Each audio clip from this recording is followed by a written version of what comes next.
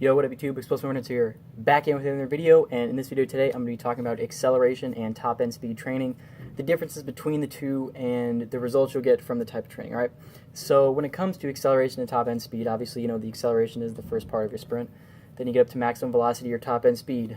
Now how do you train this and what works best for training it? Well, obviously, as I say all the time, lifting and working on your absolute strength is going to help you out a lot in both things, because acceleration, obviously, it's all about rate of force development for acceleration and top end speed. You know, acceleration, getting out as fast as you can, really driving in the ground. Top end speed, you're more upright, but you're really pushing that force in the ground. And the more force you can put into the ground, the better it's going to be.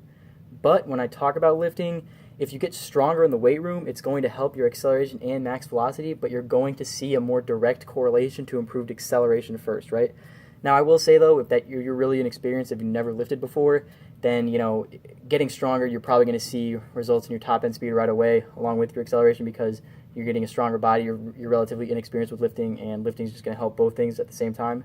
But as you get more experience, you know, lifting is you're going to see more of a correlation to improved acceleration. And why is that? Well, you know, if you're improving absolute strength in the weight room, that's very good, but weight room exercises, you're having a very long ground contact time as opposed to actually sprinting.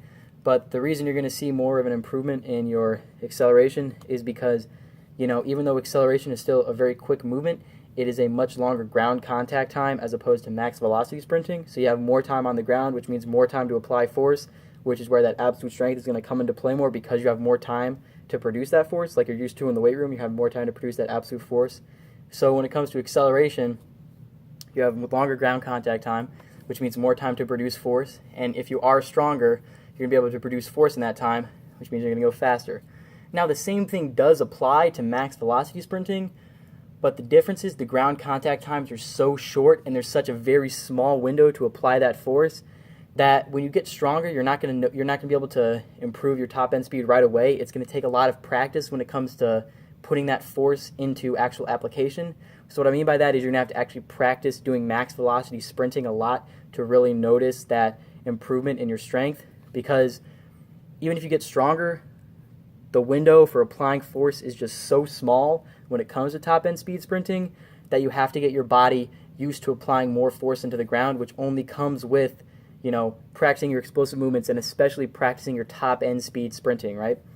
So in conclusion, when it comes to acceleration, you know, you're going to notice more of an improvement in the weight room, and actually you can spend less time working on acceleration and more time in the weight room, because if you get stronger, you're going to notice improvement in your acceleration pretty much right away. I would still encourage you to do acceleration work just to work on, you know, applying force properly and getting used to applying that force in the correct manner for acceleration.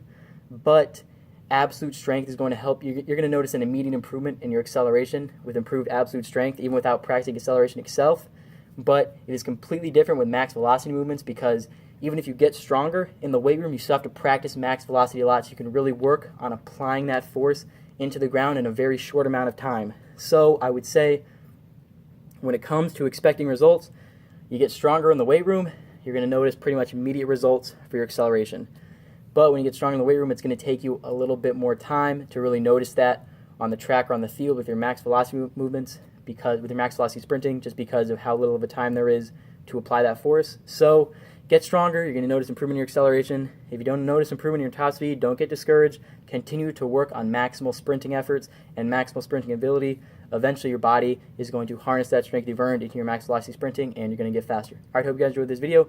Explosive Runner signing off. Peace.